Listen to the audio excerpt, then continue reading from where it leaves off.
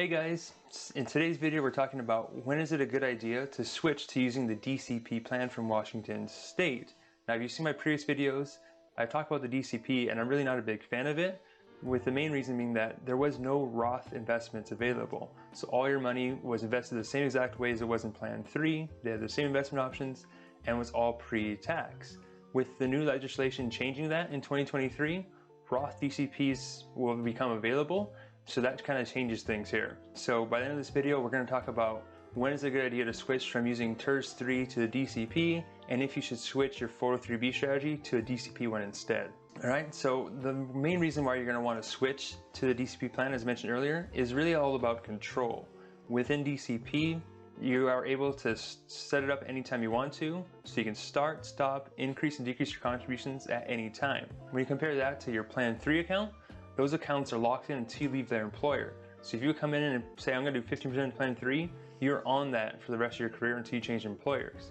So the DCP has the flexibility to allow you to change that, to go higher or lower anytime you want to. And that's a really big benefit. And the second point that I alluded to earlier is now in 2023, when the Roth DCP becomes available, you now have control of your taxes. You get to choose when you want to pay your taxes. And it's really quite simple. Roth means I pay my taxes now and not in the future, so everything comes tax-free.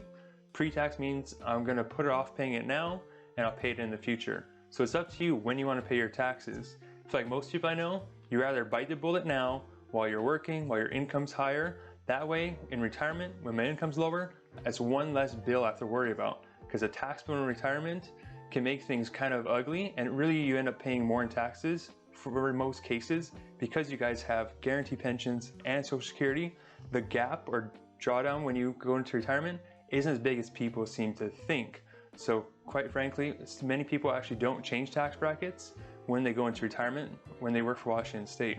Of course, you got to consult with your own CPA or advisor to see if that applies to you, but in most cases when I talk to state employees, that's what happens with them. So you want to take a hard look at this new Roth DCP account to see if it's a good strategy for you or not. So for people on Plan 3, if you guys do make a change of employment, you guys have 90 days to change your contribution levels.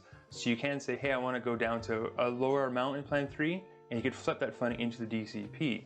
So case in point, recently worked with a client last week who actually just started a new job. So our advice to her was actually to go from doing 15%, which she's done for a long time in Plan 3, down to just 5%.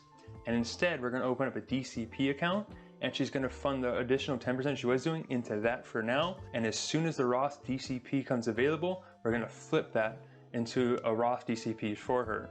And because the DCP actually allows her to save up to $27,000 per year, she can actually put more into it if she wants to. And she's already maxing out a Roth 403B as well. So this is just going to give her a way to supercharge her Roth savings. Because like most state employees who put their whole career into Plan 3, most of them have over 90% of their wealth in the Plan 3 account or just in pre-tax accounts in general. And that's going to be a headache in retirement, trying to get money out without getting killed in taxes.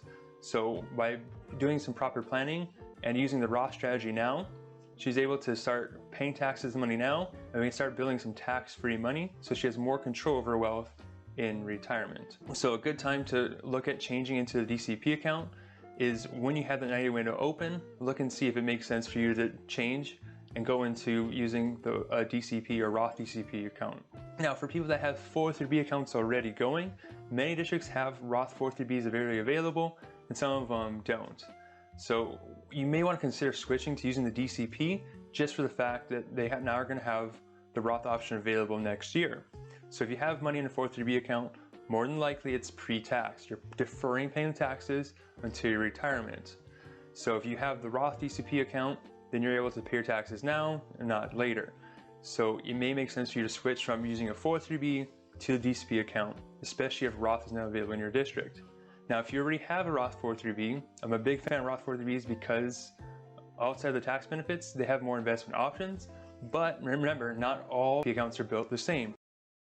The ones that are annuity-based can have very limiting investment options, and the fees could be killing you secretly behind the scenes. It may make sense for you to switch from a Roth 403B funding to a Roth DCP.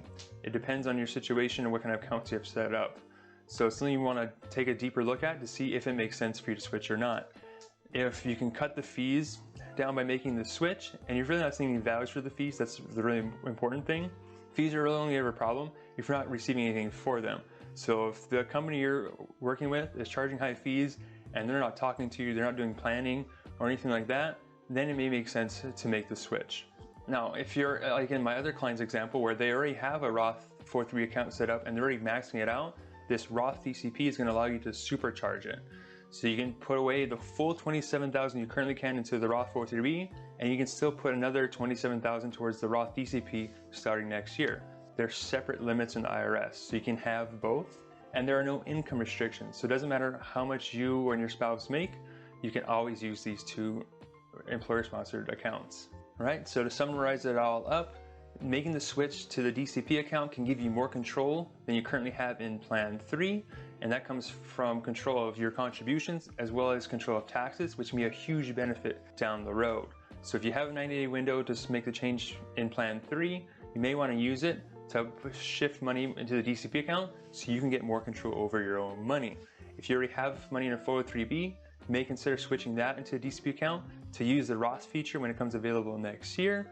Or if you're already maximizing out a 403 account and you need an additional fund to put money into, the DCP is there as well. Now, if once you get all those accounts set up and you're needing help on what should I invest it in, I actually built a service just for that, where I tell you exactly how to invest your Plan 3 and DCP accounts. So not only tell you what to buy, but when to do it. So this is a service we started to help busy people like you have better management of their finances. If you'd like to learn more about it, the link is in the description below. I'll see you guys next week. Remember that your future depends on what you do today.